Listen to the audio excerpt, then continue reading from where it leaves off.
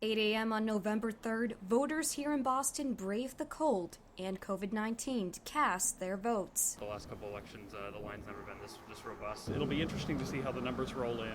On the local level, Boston ballots included 2 new questions that would change the way we handle our vehicles and change the way we vote in state-level elections.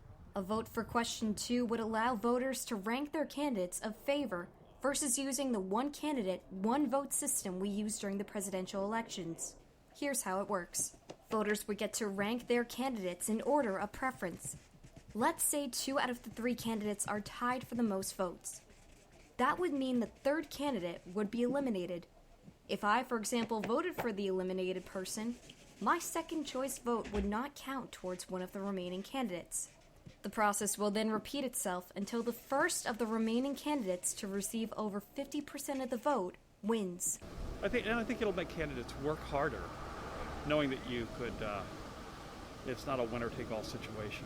Some voters I spoke to say they'd even like to see this sort of change implemented nationally during presidential elections. I think that, the opportunity for people to not have to always hear the old adage of the lesser of two evils, the ranked choice voting removes that.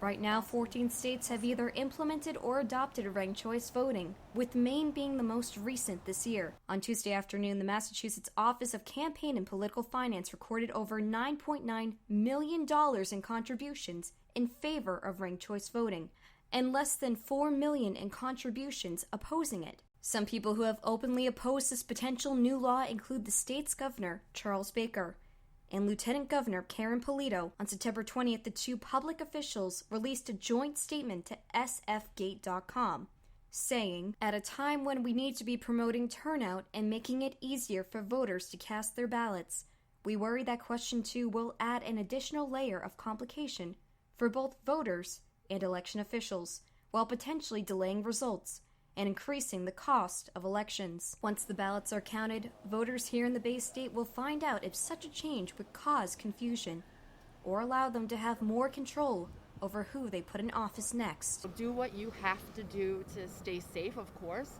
but then at the same time, this is our livelihood, and it's so important to get out here and change. We need to make change. Last night, the state of Massachusetts rejected ballot question 2. Massachusetts will continue using its plurality voting system. Reporting in Boston, Danielle Seda.